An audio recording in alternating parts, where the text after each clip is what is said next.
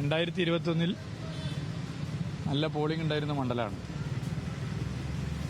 2026 SIR നിങ്ങൾക്കൊക്കെ അറിയാം, പട്ടിക ക്ലീനാക്കി.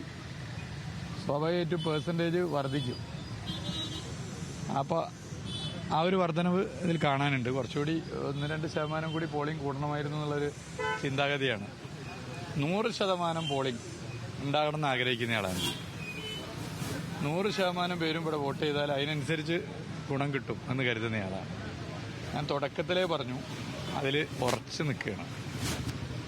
2021 ബേപ്പൂർ നിയോജക മണ്ഡലം ഉണ്ടായതിനു ശേഷം ഏതെങ്കിലും ഒരു മുന്നണിക്ക് ടോട്ടൽ കിട്ടിയ വോട്ട് സർവകാല റെക്കോർഡായിരുന്നു 82,000. ആ റെക്കോർഡ് മറികടക്കും. 82,000 എന്ന ആ റെക്കോർഡ് മറികടന്ന് മികച്ച വിജയം LDF ബേപ്പൂരിലുണ്ടാവും. അല്ല, അതിലേക്ക് ഞാൻ കിടക്കുന്നില്ല.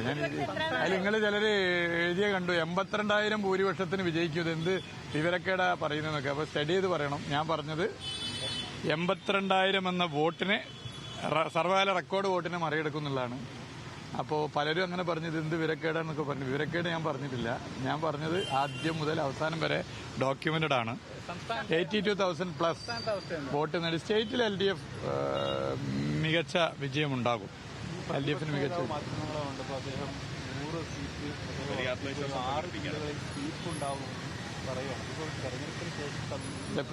പ്രതിപക്ഷ നേതാവിന് അങ്ങനെ പറയാൻ പറ്റൂ. കേരളത്തിൽ വോട്ട് പെട്ടിയിലാക്കിയതിന് ശേഷം ഏതെങ്കിലും ഒരു പ്രതിപക്ഷ നേതാവ് ഞങ്ങൾ തോക്കുന്ന് പറഞ്ഞിട്ടുണ്ടോ? പറഞ്ഞിട്ടില്ല. അപ്പൊ വോട്ട് പെട്ടിയിലാവുന്നതിന് മുമ്പ് അതിന് ശേഷം അങ്ങനെ പറയാൻ പറ്റും. നമ്മളിപ്പോ അതിൽ വെറുതെ ഇനി കൂടുതൽ ചർച്ച ചെയ്തിട്ട് പെട്ടിയിലുള്ള വോട്ടല്ലേ. അതിപ്പോ ഇനിയിപ്പോ പത്രസമ്മേളനത്തിന്റെ എണ്ണം നോക്കിയാൽ വോട്ടിൽ മാറ്റൊന്നും വരില്ല. LDF പത്രസമ്മേളനം ഒരു 150 എണ്ണം നടന്ന്, UDF ഒരു 130 എണ്ണം നടന്നാൽ 20 എണ്ണം അധികമാണ്. അപ്പോൾ LDF കുറച്ചധികം വോട്ട്.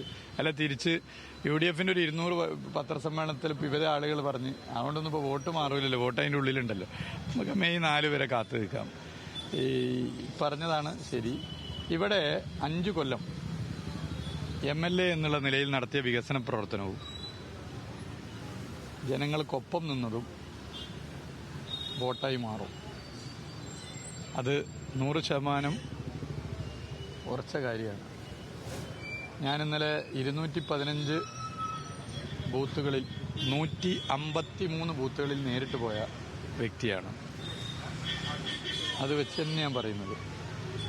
ഒരു സംശയം ആർക്കും വേണ്ടതില്ല. പിന്നെ ഇനി എതിർ സ്ഥാനാർത്ഥി ഇങ്ങനെ പറഞ്ഞു, മറ്റേ ഇങ്ങനെ പറഞ്ഞു, എതിർ സ്ഥാനാർത്ഥി ഇങ്ങനെ ആഞ്ഞടിച്ചോന്ന് ചോദിച്ചാൽ ആരും എൻ്റെ അടുത്ത് ചോദിക്കാൻ വരരുത്. ഇത് വ്യക്തികൾ തമ്മിലുള്ള മത്സരമല്ല. അങ്ങനെ ഒരു വ്യക്തിപരമായ ശത്രുത ഞാൻ ഒരാളോടും വെച്ച് പുലർത്തിയിട്ടില്ല. മറ്റ് രാഷ്ട്രീയ പാർട്ടികളിലോടും വ്യക്തിപരമായ ശത്രുത വെച്ച് പുലർത്താൻ ആഗ്രഹിക്കുന്നില്ല. ഇത് ആശയപരമായ സംവാദം. അപ്പോൾ ഇനി എതിർ സ്ഥാനാർത്ഥി എന്ത് പറഞ്ഞാലും അതിന് മറുപടി ചോദിച്ച് വെറുതെ